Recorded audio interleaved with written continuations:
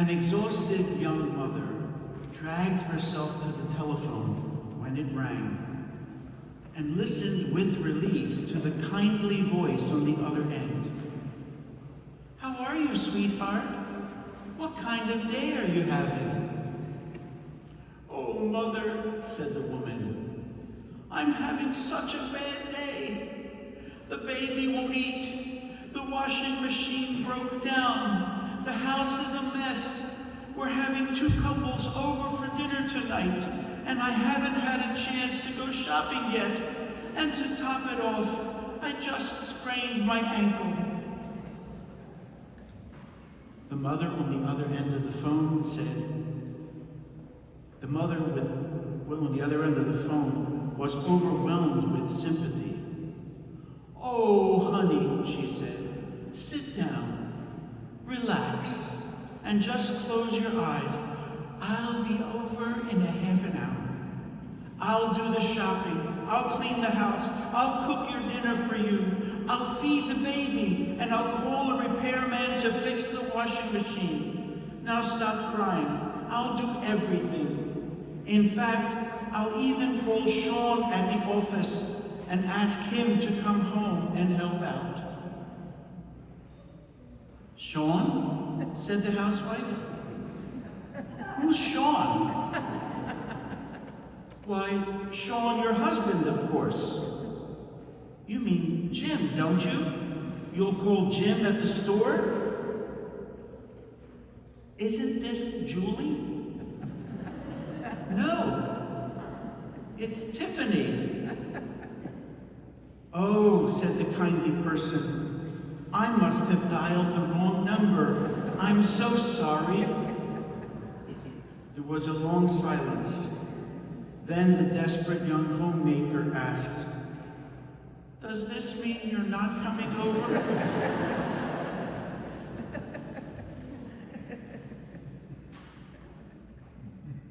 Being a mom is a tough job. And moms do it all, don't they? Mothers and grandmothers are special people. I think in many ways they often better reflect the nature of God. We run to them when we are hurting or in trouble. When little, they would kiss our boo-boo. When older, they would still embrace us to comfort us. They were our first teachers. And many of us were introduced to God by them. I shared this story once before. My nephew David, I don't know how old he was, maybe a little more than a year, but he wasn't yet speaking. And I was holding him in my arms, and he pointed in my mother's house to it. My mother was watching him. He pointed to a statue of Mary. And he goes, like, "Who's that? What's that? Who's that?" And my mother said very gently, "That's Jesus' mommy. That's Jesus' mommy." And spontaneously, my nephew David goes, he blew Mother Mary a kiss. So my mother communicated that Jesus' mommy was part of our family, and already he knew what a mommy was about. And if that was Jesus' mommy, then she must have been a special person.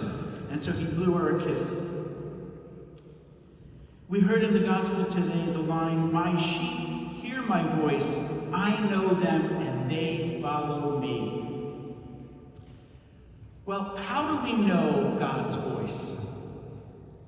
How do we know God's voice? Unless God's voice seems somewhat similar to the voice of love that we get from our mothers, it's not God's voice, probably, right? God is not going to speak like some Gestapo officer, right? God's going to speak with affirming love, consoling love, welcoming love. Mothers love you and embrace you, even when you're bad. They love you. They welcome you. They hug you. They smother you with kisses. Mothers establish the example of non-stop, self-sacrificing love that mirrors the love of God. Therefore, because of mothers like that, we can recognize God's presence. We can recognize His voice, right? Well, I want to say a few words about Pope Leo XIV. What do we know about him?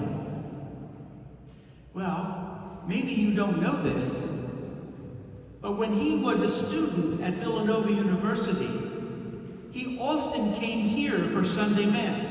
Did you know that? So, those of you who were here 50 years ago, you may have sat next to a future pope. Actually, you might be sitting next to a future pope right now. Or a future president. You might be sitting next to an angel of God. So we have to be really responsive to the presence of God among us. You never know. Well, he chose the name Leo. Papa Leone, they call him in Italian. Pope Leo XIII had a very special role in articulating Catholic social teaching. So the thought is that he's really giving clear witness to the fact that Catholic social teaching is important and that he intends to follow through with it. Catholic social teaching, by the way, makes all politicians uncomfortable because it is neither Republican nor Democratic. Catholic social teaching is based on the gospel. And we love people. We love good people, we love bad people. We love rich people, we love poor people. We love people who are here in this country, and we love people who are not here in this country. Catholic social teaching is important, and it must be important for Pope Leo. Here's a quote from his first homily as Pope.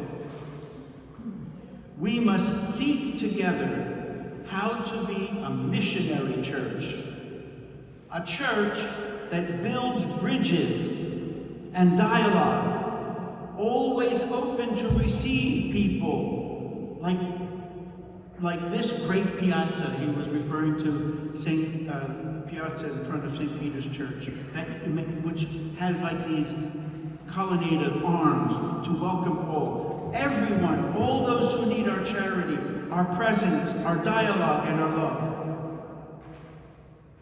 Welcome all. Welcome all to build bridges. A church that's missionary and that builds bridges.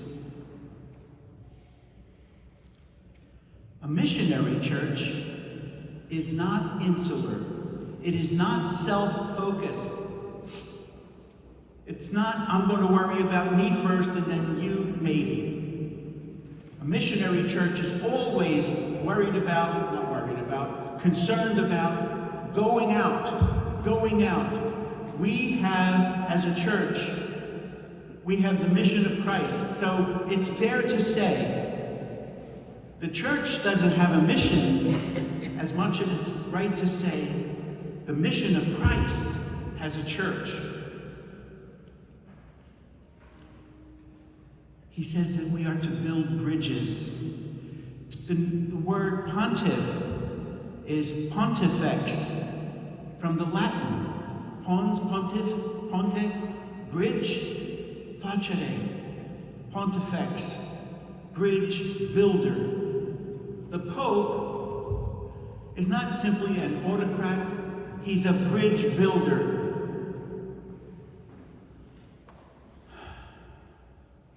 That's not what the world seems to see so much these days, does it? So I take great comfort in the fact that Pope Leo is making a clear, showing a clear preference for Catholic social teaching, for commitment to the poor, to the alienated, to welcoming everyone, to being missionary, and to being a bridge builder. Well, I'm kind of of excited because we, in our Abbey here, try to follow that example, don't we? We have Bethesda Project, an outreach to the poor that we've been started and supporting. Isaiah 58 ministry to the refugees, racial healing ministry, Stephen ministry, spiritual directors. We are a community that reaches out. We are, in many ways, a missionary community. And I pray to God that we are always bridge builders to those who are alienated, those who feel cut off, those who feel in other circumstances unwelcome. Love them with the love of Christ, and we'll build bridges. So we're kind of excited that for this new Pope, there's all kinds of promise here. The last thing I want to say about him is for many years he wore a black Augustinian habit. I don't know if you've seen him lately, but what he's wearing now looks an awful lot like a Norbertine hat. So I want to thank God for our mothers who have loved us and loved us and loved us. And I want to thank God for giving us Pope Leo.